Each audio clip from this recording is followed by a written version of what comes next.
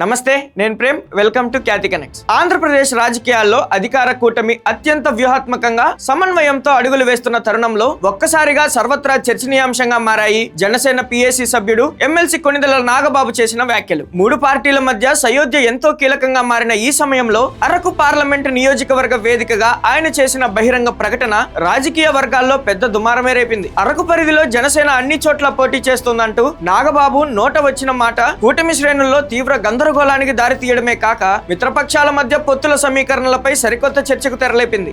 ఎందుకంటే మాకైతే 100% అన్ని పోటీ చేయాలనే ఉంది. అరకు పార్లమెంట్లో ఉన్నటువంటి అన్ని నియోజకవర్గాల్లోనూ జనసేన మాక్సిమం ట్రై చేస్తారు. తదనంతరం ఆయన డ్యామేజ్ కంట్రోల్ వివరణ ఇచ్చే ప్రయత్నం చేసినప్పటికీ అప్పటికే జరగాల్సిన రాజకీయ నష్టం జరిగిపోవడంతో అటు ప్రతిపక్ష వైసీపీ సోషల్ మీడియా వేదికగా దీనిని కూటమిపై పెద్ద అస్త్రంగా మలుచుకునేందుకు వ్యూహాలు సిద్ధం చేస్తోంది. ఉప ముఖ్యమంత్రి పవన్ కళ్యాణ్ అత్యంత హుందాగా కూటమి ధర్మాన్ని పాటిస్తున్న వేళ సొంత పార్టీ అగ్రనేత ఇలా పరిమితులు దాటి మాట్లాడటం జనసేనను రక్షణలో పడేసిందనే విశ్లేషణలు వ్యక్తమవుతున్నాయి. నాగబాబు చేసిన కామెంట్స్ ఏంటి, కూటమిని అంతగా ఇబ్బంది పెట్టిన అంశాలేంటనేది ఇవాల్టి పాయింట్ ఆఫ్ వ్యూలో చూద్దాం.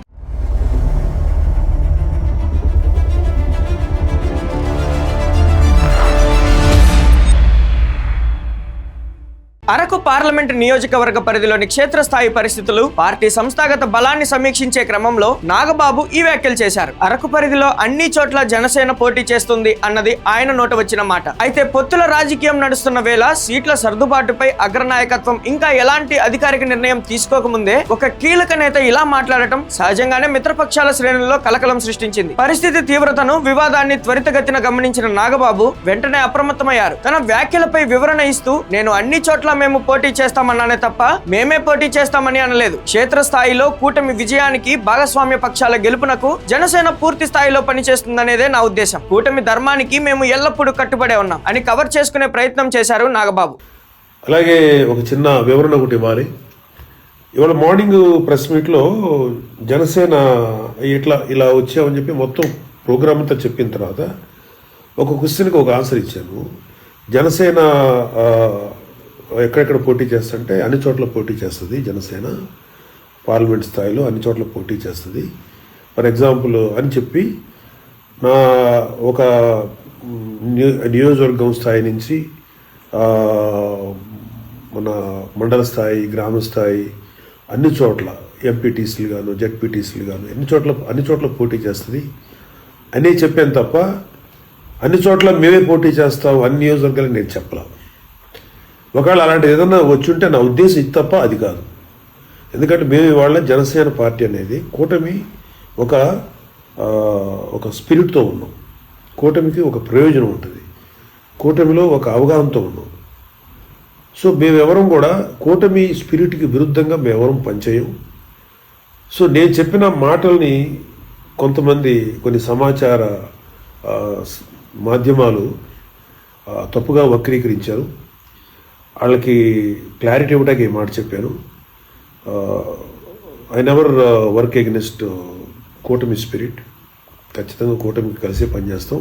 అయినప్పటికీ రాజకీయ విశ్లేషకుల దృష్టిలో ఈ వివరణ డ్యామేజ్ కంట్రోల్ చర్యగానే కనిపిస్తోంది. రాష్ట్రంలో అధికారం కోల్పోయిన వైఎస్ఆర్ కాంగ్రెస్ పార్టీ కూటమి ప్రభుత్వంపై గట్టి నిఘా ఉంచింది. ముఖ్యంగా సోషల్ మీడియా వేదికగా కూటమి భాగస్వామ్య పక్షాల మధ్య ఏ చిన్న వ్యత్యాసం కనిపించినా దానిని ఒక పెద్ద రాజకీయ ఆయుధంగా మార్చేందుకు వైకాపా కపట వ్యూహాలు సిద్ధం చేసుకుంటోంది. ఇలాంటి అత్యంత సున్నితమైన రాజకీయ వాతావరణంలో బాధ్యతాయుతమైన పదవిలో ఉన్న నాగబాబు వంటి నేతలు మరింత ఆచితూచి మాట్లాడాలనే అభిప్రాయం కూడా వ్యక్తమవుతుంది. రాజకీయ విశ్లేషకుల ప్రకారం కూటమి పొత్తులో భాగంగా ఏ పార్టీ ఏ స్థానంలో పోటీ చేయాలని, సీట్ల సర్దుబాటు సమీకరణాలు ఎలా ఉండాలనేది కేవలం చంద్రబాబు నాయుడు, పవన్ కళ్యాణ్ మరియు బీజేపీ అగ్రనాయకత్వం మాత్రమే నిర్ణయిస్తాయి. ఈ పరిధిని దాటి శ్రేణుల్లో ఉత్సాహం నింపే ప్రయత్నంలో భాగంగానైనా సరే తానే స్వయంగా సీట్ల కేటాయింపులపై మాట్లాడటం నాగబాబు తన పరిమితులను మించి వ్యవహరిస్తున్నారనే సంకేతాలను ఇస్తుందని కొందరు అంతర్గత వర్గాల నేతలు భావిస్తున్నారు. నిజానికి నాగబాబు ఇటువంటి వివాదాస్పద లేదా చర్చనీయాంశమైన వ్యాఖ్యలు చేయడం ఇదే మొదటిసారి కాదు. గతంలో గతంలోనూ పలు సందర్భాల్లో ఆయన సోషల్ మీడియా వేదికగా చేసిన పోస్టులు,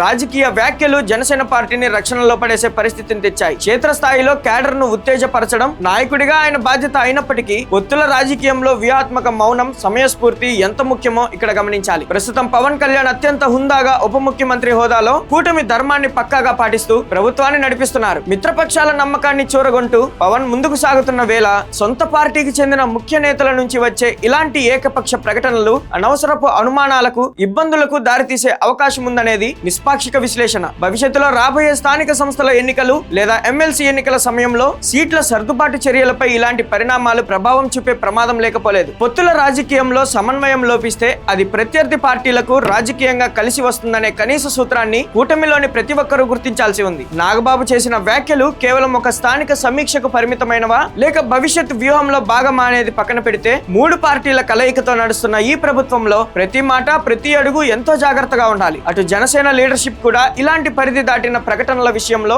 అంతర్గతంగా ఎలాంటి క్రమశిక్షణా చర్యలు లేదా మార్గదర్శకాలు తీసుకుంటుందనేది ఇప్పుడు రాజకీయ వర్గాల్లో ఆసక్తికరంగా మారింది. కూటమి బంధం పదిలంగా ఉండాలంటే శ్రేణుల మధ్య కాదు, అగ్రనేతల నోటి వెంట వచ్చే మాటల మధ్య కూడా సమన్వయం అత్యంత అవసరం. మరి ఈ అంశంపై మీ అభిప్రాయాన్ని కూడా కామెంట్ సెక్షన్ లో తెలియజేయండి. Thank you for watching Khyati connects.